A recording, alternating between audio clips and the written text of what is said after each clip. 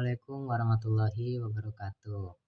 Sebelumnya, perkenalkan nama saya Praja Perdana dengan NPM 2359201054. Pada kesempatan kali ini saya akan memaparkan hasil proyek pembuatan dashboard data timbulan sampah yang dirancang khusus untuk mendukung kebutuhan Dinas Lingkungan Hidup. Presentasi ini juga saya susun guna memenuhi penilaian ujian akhir semester atau UAS pada mata kuliah analisis dan visualisasi data. Langkah-langkah pembuatan dashboard. Nah, untuk merancang dashboard ini, tahapan awal yang saya lakukan adalah mengintegrasikan sumber data.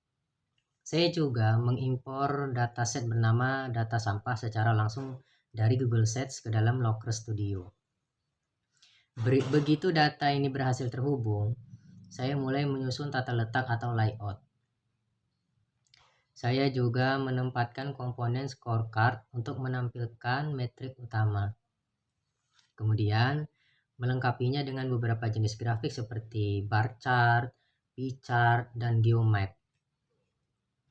Selain itu, saya juga menambahkan tabel interaktif serta memformat kolom kalkulasi atau calculated file. Ini untuk memunculkan nilai rata-rata. Penggunaan visualisasi pada dashboard. Nah, dalam dashboard ini, saya memanfaatkan beberapa elemen visual dengan fungsinya masing-masing. Scorecard atau kartu skor, saya pasang agar pimpinan seperti kepala dinas bisa langsung memantau total akumulasi sampah beserta cakupan wilayahnya secara instan tanpa perlu menghitung ulang secara manual. Seterusnya ada bar chart atau diagram batang. Bertujuan untuk menyoroti 10 kabupaten atau kota dengan volume sampah harian tertinggi. Visual ini sangat efektif untuk membandingkan secara cepat daerah mana yang berada di posisi puncak. Seterusnya ada pie chart atau diagram lingkaran. Saya ini gunakan untuk mengilustrasikan persentase kontribusi dari tiap-tiap provinsi. Jadi sehingga kita bisa dengan mudah melihat porsi sampah suatu daerah terhadap total nasional. Seterusnya ada geomap atau peta geografis. Nah, peta ini sangat penting untuk memvisualisasikan persebaran tumpukan sampah secara spasial, sehingga kita bisa dengan mudah mendeteksi titik-titik zona merah atau wilayah rawan. Terus ada tabel interaktif. Fitur ini disediakan bagi pengguna yang ingin melihat rincian data angka pastinya. Tabel ini juga sangat fleksibel karena datanya bisa diurutkan sesuai kebutuhan analisis. Terus ada temuan data insights. Berdasarkan hasil visualisasi yang terbentuk, ada beberapa temuan utama. Yaitu yang pertama merujuk pada bar chart. Nah, ini dapat disimpulkan bahwa Kota Jakarta Timur menempati urutan pertama sebagai penyumbang sampah harian paling besar, yakni mencapai 2.333 ton.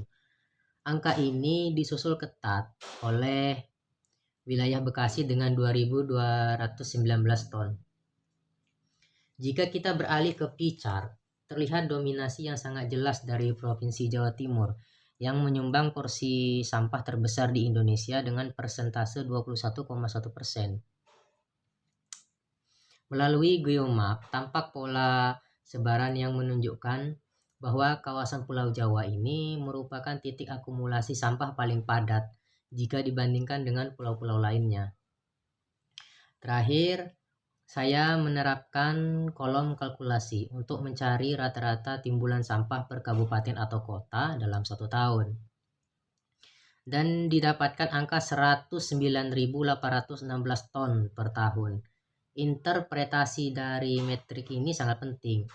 Apabila ada daerah yang volume sampahnya melampaui batas rata-rata ini, maka wilayah tersebut wajib mendapat penanganan ekstra karena kondisinya ini yang sudah di atas ambang wajar. Kesimpulannya, secara garis besar, problem ini penumpukan sampah saat ini sangat terpusat di kawasan Pulau Jawa, khususnya di Provinsi Jawa Timur dan kota-kota besar seperti Jakarta Timur. Dan kita juga bisa melihat adanya ketimpangan volume sampah yang sangat mencolok antara satu wilayah dengan wilayah lainnya. Untuk rekomendasi kebijakan, berlandaskan temuan data di atas, saya mengajukan beberapa rekomendasi strategis bagi pihak dinas terkait. Yang pertama yaitu fokuskan penambahan anggaran serta armada pengangkut. Armada pengangkut ini seperti truk dan segala macam. Secara spesifik untuk 10 kabupaten atau kota yang tertera pada bar chart. Mereka ini ialah titik pusat permasalahan saat ini.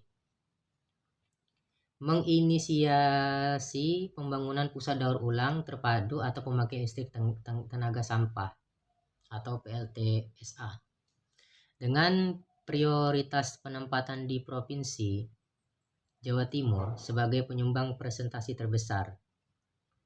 Menerapkan kebijakan wajib pemilahan sampah dari skala rumah tangga yang ditargetkan secara khusus untuk daerah-daerah dengan volume sampah melampaui batas rata-rata nasional. Baik, demikian presentasi dari saya dan pemaparan dashboard dari saya. Semoga hasil analisis ini dapat memberikan manfaat yang nyata. Terima kasih atas perhatiannya. Mohon maaf apabila ada kesalahan. Wassalamualaikum warahmatullahi wabarakatuh.